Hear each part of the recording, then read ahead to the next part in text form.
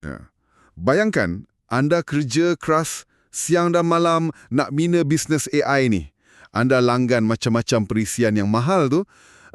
Anda jana beribu-ribu gambar cantik, buat berpuluh video dalam masa sejam. Tapi, hujung bulan, bila anda semak akaun bank, masih kosong. Ya, itu satu realiti yang sangat biasa kita dengar sekarang ni. Kan, hakikatnya 80 ke 90% orang yang melompat ke dalam trend AI hari ni, diorang sebenarnya cuma bina istana pasir yang confirm akan dihanyutkan ombak esok hari. Betul.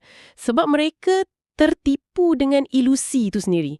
Mereka beli alat dan mereka ingatkan alat tu adalah perniagaan. Itu poin penting. Mereka lupa yang dalam dunia sebenar, pasaran ni cuma bayar untuk satu benda je, iaitu penyelesaian kepada masalah yang menyakitkan untuk diorang.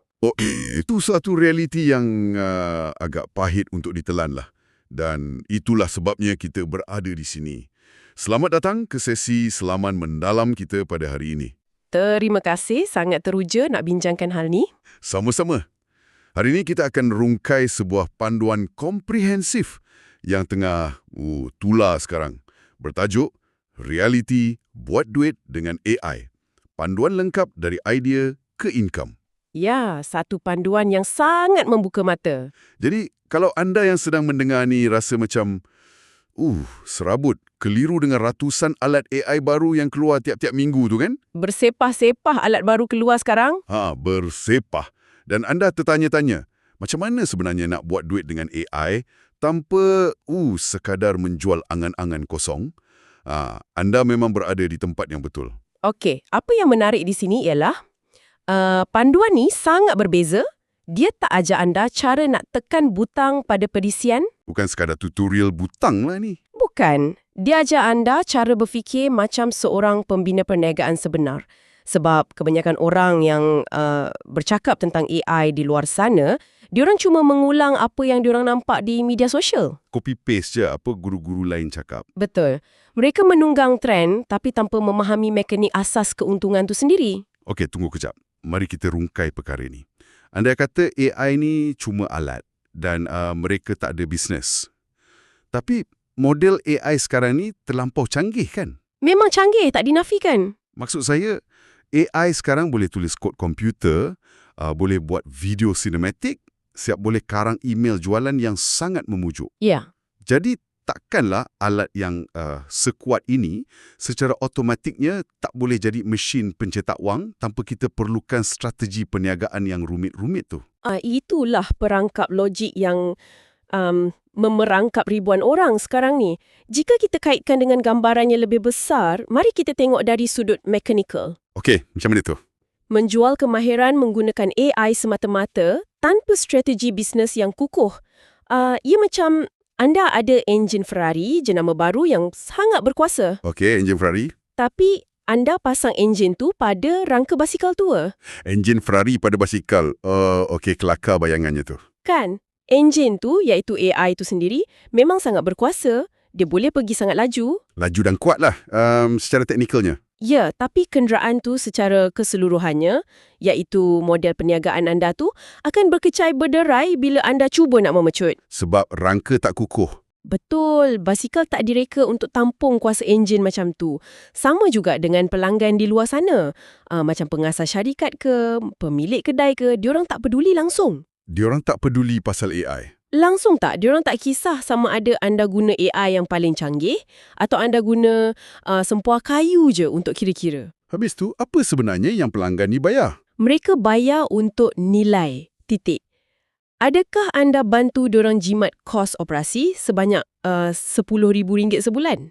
Okey, penjimatan kos. Ya, atau adakah anda bantu diorang tambah pangkalan pelanggan sebanyak 20%? Atau kurangkan beban kerja manual pekerja diorang supaya syarikat boleh bergerak lebih laju? Faham. Kalau jawapannya ya, barulah mereka akan bayar. Inilah ancakan minda yang sangat ditekankan dalam sumber kita ni. Anjakan minda yang macam mana tu? Kita mesti beralih daripada menjual saya pandai guna AI kepada menjual saya boleh selesaikan masalah kewangan atau masalah operasi syarikat anda. Wow, okey. Jadi, Kalau bukan enjin Ferrari atas basikal tu kan, macam mana rupa kenderaan yang betul? Itu soalan yang baik. Sebab kalau kita dan anda yang sedang mendengar ni nak mula bisnes, kita nak kena tahu idea mana yang patut dibina. Kat luar sana, buka je YouTube atau TikTok, ada beribu idea buat duit dengan AI. Di sinilah panduan ni sediakan satu sistem kota idea yang sangat objektif. Dia bantu kita nilai. Sistem penilaian, macam mana dia kelaskan idea-idea tu? Dia guna sistem berasaskan tahap atau tier. Mula dari S tier untuk idea yang paling kuat dan padu. Okey, S tier yang paling atas lah ni. Ya, diikuti dengan A tier, B tier untuk yang biasa-biasa, hinggalah ke F tier. F tier tu maknanya gagal lah tu. Ya, F tier ni idea yang anda patut lari jauh-jauh. Elakkan buang masa. Dan setiap idea ni dinilai berdasarkan 3 faktor utama. Apakah 3 faktor tu?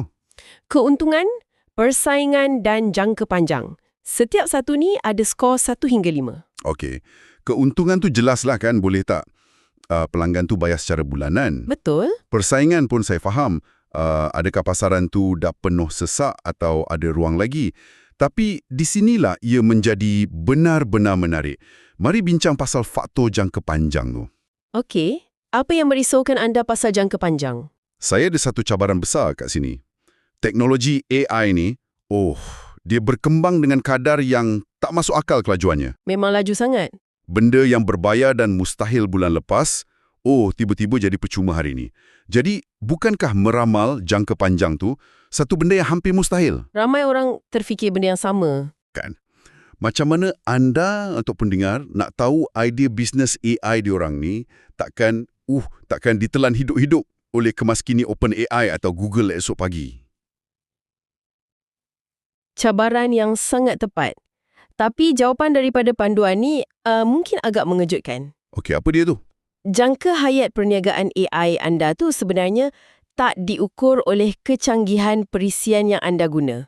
Bukan dari segi teknikal. Habis tu? Ia diukur oleh sejauh mana masalah yang anda selesaikan tu berakar umbi dalam operasi perniagaan pelanggan anda. Boleh jelaskan mekanismenya sikit tak? Macam mana teknologi tak tentukan jangka hayat bisnes AI kita?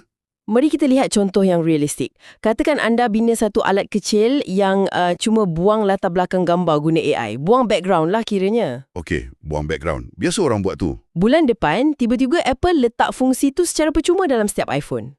Apa jadi kat bisnes anda? Hancurlah sekelip mata kan? Dah tak ada siapa nak bayar. Tepat. Kenapa hancur? Sebab anda cuma menjual fungsi. Menjual fungsi. Tapi bayangkan senario berbeza. Anda bina satu sistem yang dia ambil data pelanggan sebuah syarikat hartanah, dia analisis profil tu dan dia padankan pelanggan tu dengan ejen hartanah yang paling sesuai. Okey, ini lebih kompleks. Dalam hal ni, anda bukan menjual fungsi. Anda sedang menguruskan urat nadi pendapatan syarikat tu. Wow, urat nadi pendapatan. Ya. Jadi, walaupun model AI di sebalik sistem anda tu bertukar ke dikemaskini 1000 kali ke oleh Google atau OpenAI, syarikat hartanah tu takkan suka-suka buang anda. Sebab sistem tu dah sebati dengan proses jualan diorang. Betul. Kerana anda adalah jambatan antara masalah diorang dengan keuntungan diorang. Saya nampak sekarang. Masalah pelanggan tu sebenarnya adalah perisai kita. Nilai sebenar bisnes tu terletak pada siapa yang kita tolong dan betapa besarnya masalah kewangan yang kita selesaikan untuk diorang. 100% tepat. Jadi, kalau kita ikut logik tu, perundingan AI, AI consulting, di mana kita audit syarikat orang dan cari jalan untuk aplikasikan AI, itu adalah S tier kan? Ya, perundingan AI diletakkan di S tier dalam panduan ni. Sebab kita guna otak kita untuk rancang strategi dan masalah yang kita selesaikan untuk diorang tu sangat besar. Betul sangat. Anda menjual transformasi, bukan sekadar bagi perisian. Anda tengok syarikat diorang yang mungkin prosesnya berterabur dan anda susun strategi AI untuk diorang jimat masa dan kos. Tapi kalau kita fikir pasal logik peniaga lah kan, kadang-kadang pelanggan ni dia cuma nak hasil secara langsung. Maksud anda hasil yang nampak duit terus? Dia mungkin cakap macam nasihat perundingan ni memang bagus, tapi hujung-hujung saya cuma nak lebih ramai pembeli. Di situlah kita melangkah ke tahap S tier seterusnya, yang sangat bernilai kan, iaitu AI lead generation.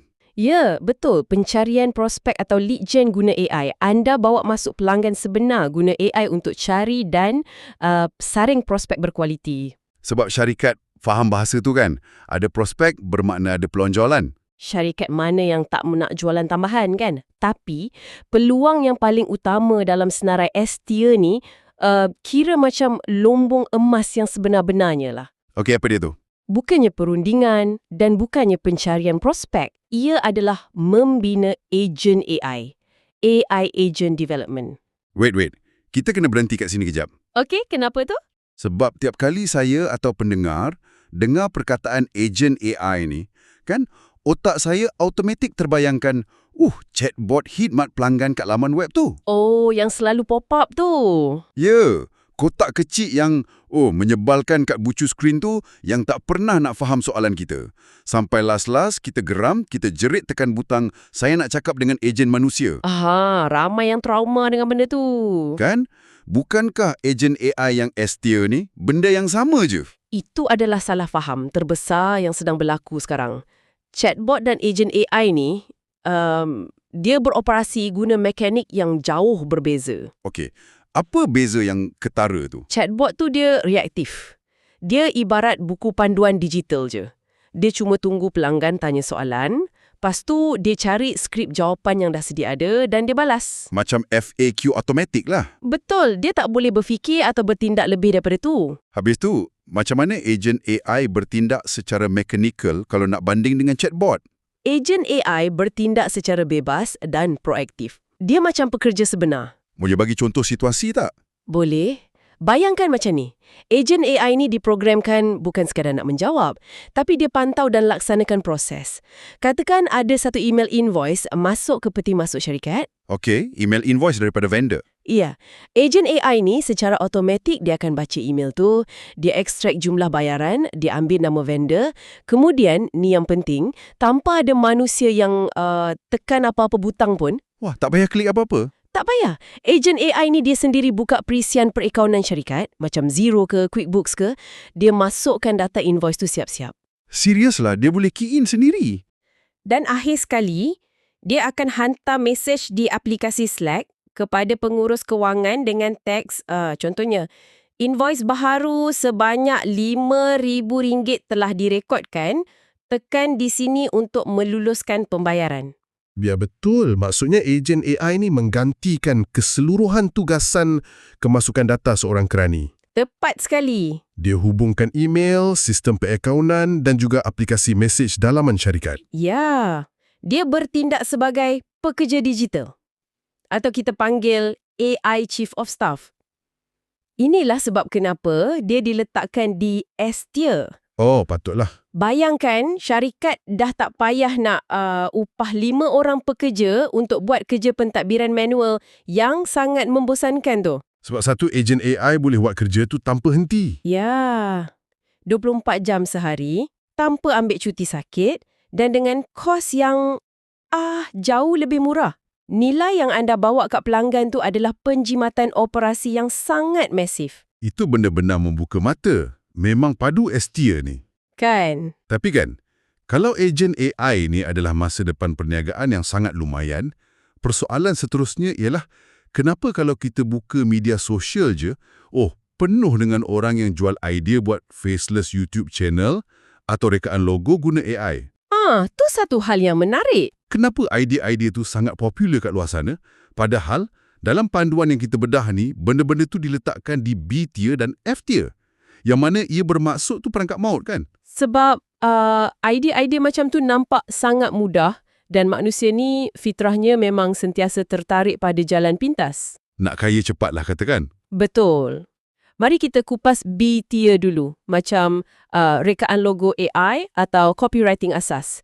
Kenapa panduan ni kata ia terhad? Kenapa tu? Kerana halangan untuk masuk ke pasaran tu hampir sifar.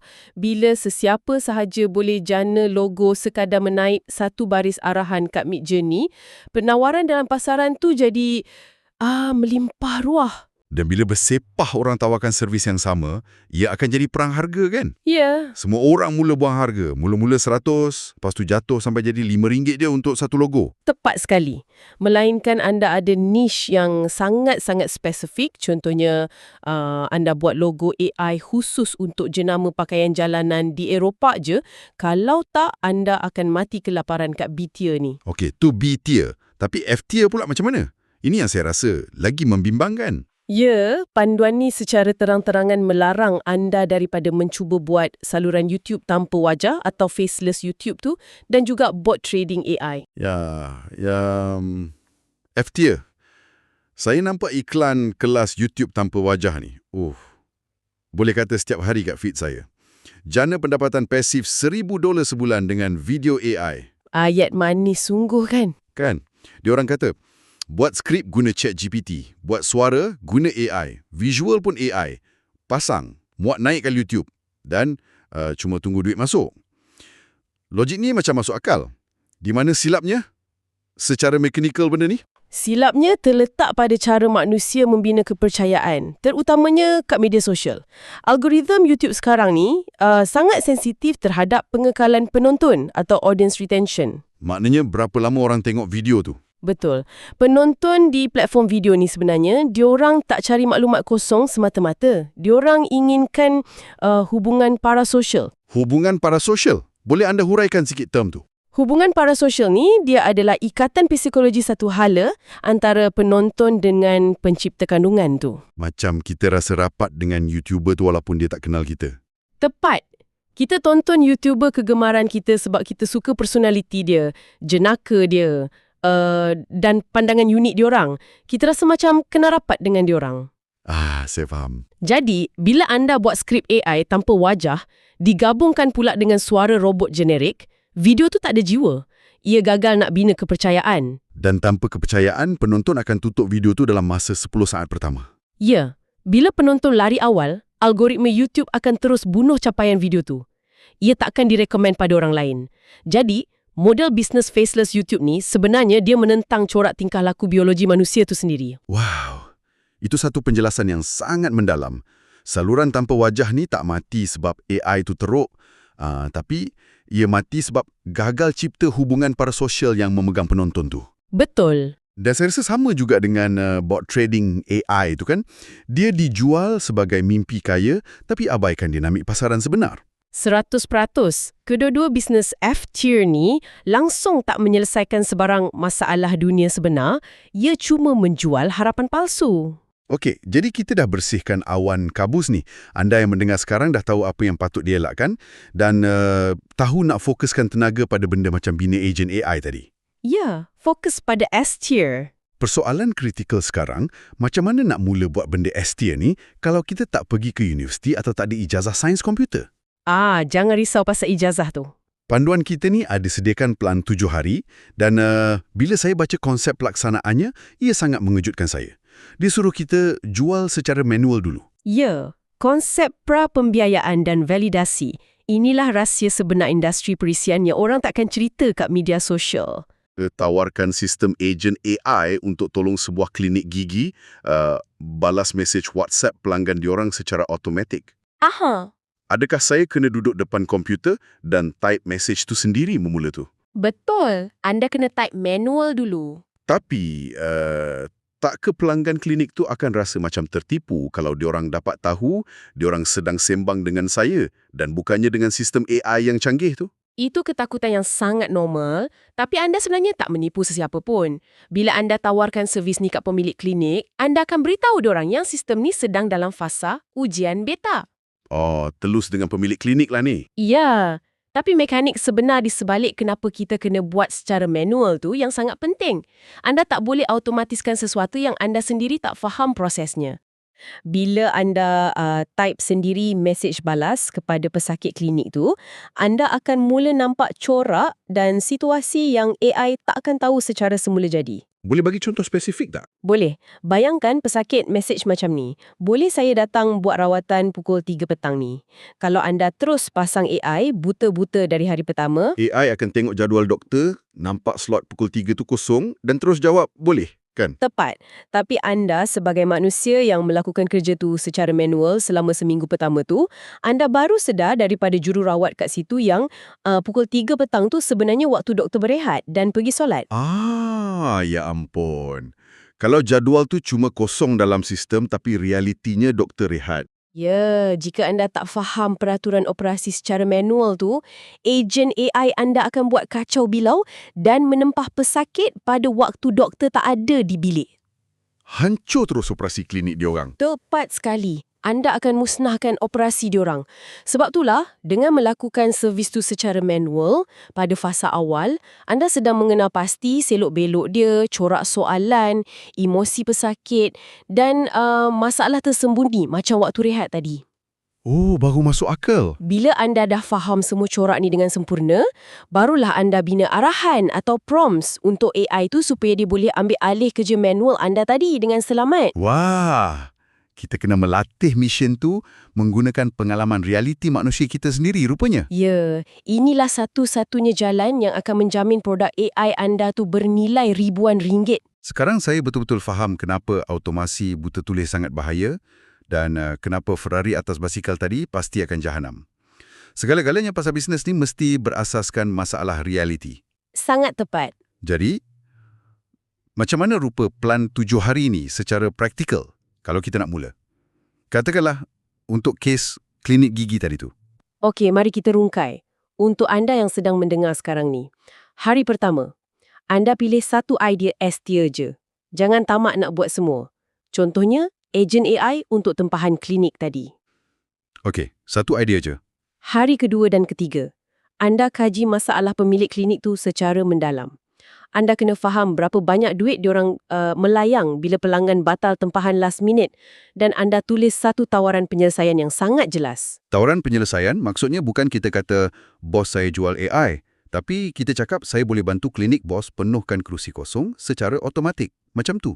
Sempurna. Itu bahasa yang perniagaan faham.